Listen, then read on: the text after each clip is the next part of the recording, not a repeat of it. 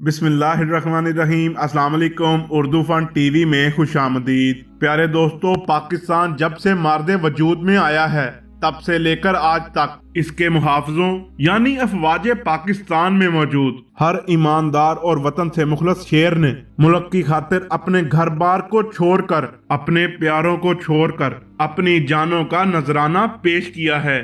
प्यारे दोस्तों, जरा सोचिए कि वो लम्हा कितना करबनाक होगा जब एक बेटा अपने माँ बाप से, अपने भाई बहनों से और अपने बच्चों से वतन अजीज के लिए दूर जाता होगा।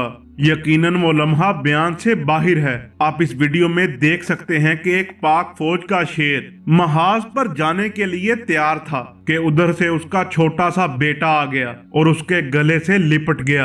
बाप बार बार उठने के लिए कोशिश कर रहा है मगर बेटा है कि उसे जाने नहीं दे रहा। फौजी बाप बेटे को दूर करने की कोशिश कर रहा है मगर बच्चा दूर हटने को तैयार नहीं, क्योंकि दोस्तों जो बाप के सीने से लगकर जो सुकून, जो इत्मीनान और जो खुशी इस बच्चे को मिल रही है वो शायद कहीं और नहीं मिल सकती। लेकिन इस छोटे से बच्चे को क्या मालूम कि इस बहादुर शेर को जो इत्मीनान और जो सुकून इस मुल्क की हिफाजत करने में मिलता है और जो फख्र इस मुल्क पर जान निछावर करने पर हासिल होता है वो और कहीं नहीं।